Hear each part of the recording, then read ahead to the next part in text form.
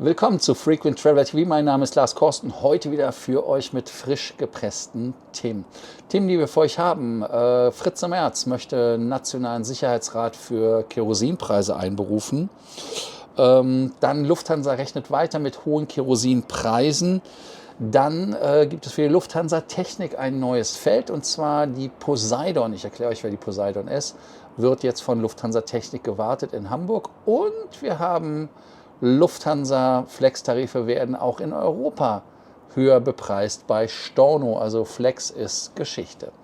Ihr denkt dran, wie immer, den Kanal zu abonnieren, die Glocke anzumachen, einen Like dazulassen und dann natürlich auch auf School zu kommen und zu kommentieren. Das erste Thema, was wir haben, ist der Nationale Sicherheitsrat. Bundeskanzler Fritze Merz möchte ihn einberufen und er kündigte an am Abend, das Ganze bei der Eröffnung der Hannover Messe. Zitat: Unser Ziel ist dabei klar, die deutsche Wirtschaft und Bürger müssen sich darauf verlassen können, dass die Versorgung mit zentralen Produkten wie etwa Diesel, Benzin und Flugbenzin gesichert bleibt. Für den Fall, dass sich die Lage verschärfen sollte, sind wir auf Maßnahmen vorbereitet.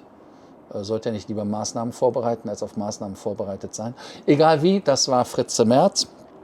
Und man hat dort alle Instrumente, die man nutzen möchte, quasi auf den Besteckset hingelegt und sagt, das möchten wir tun. Und zwar, zuvor hat die Bundeswirtschaftsministerin Katina Reiche halt auch Gegenmaßnahmen angekündigt, gleichzeitig aber auch übertriebene Aufgeregtheit gewarnt. Für Montag geht es dann quasi los.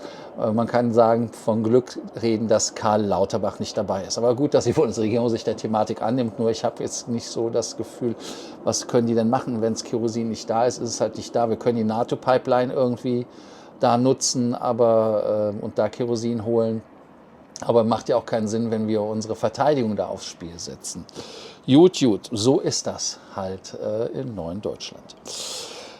Die Lufthansa, teurer Sprit. Die Lufthansa plant weiter mit teurem Sprit. Die Lufthansa schließt erste Shots, aber auch Slots werden geschlossen, hätte ich fast gesagt, gegen die Kostenexplosion. Ein Grund für die Lufthansa City Line, die geschlossen wird, sind die hohen Kerosinpreise, dass man halt sagt, die Flotte ist zu teuer.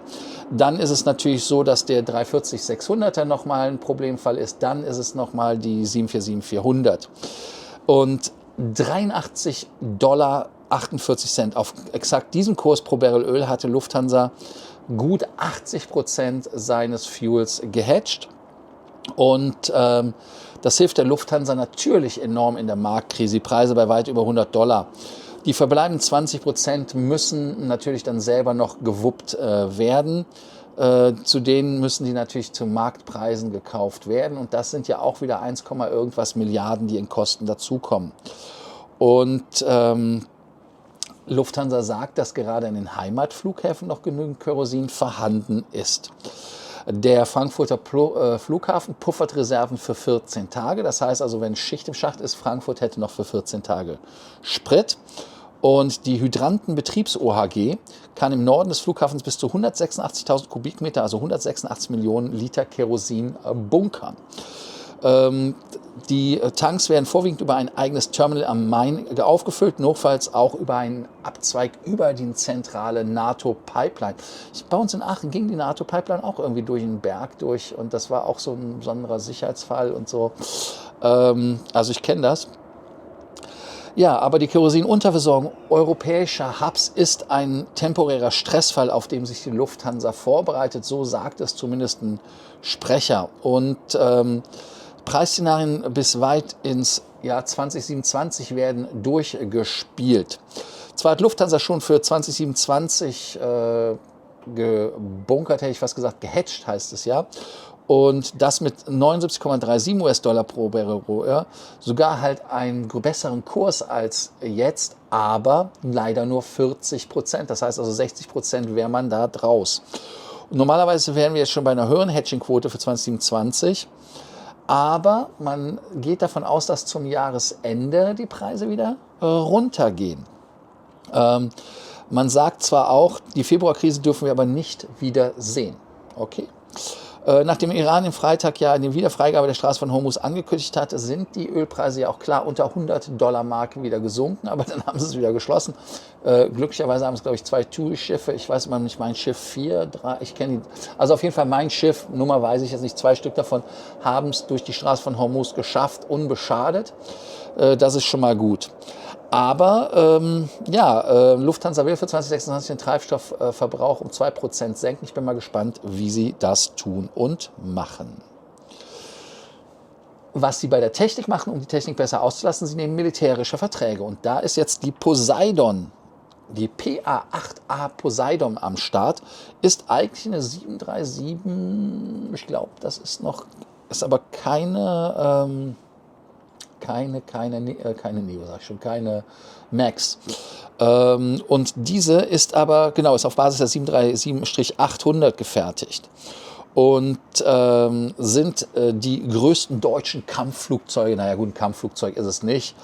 Aber sie haben die Fähigkeit, große Seegebiete schnell und wirksam zu überwachen, U-Boote aufzuklären, zu verfolgen, wenn nötig sogar zu bekämpfen. Also insofern, naja, kein Jagdbomber, aber trotzdem, man kann das machen mit der Poseidon.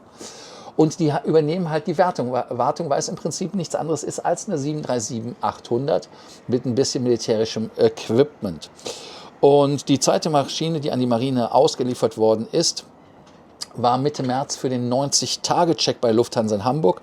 Aktuell läuft dort die erste Poseidon ihren 180-Tage-Check durch. Sie war im November vergangenes Jahres offiziell in Dienst gestellt worden.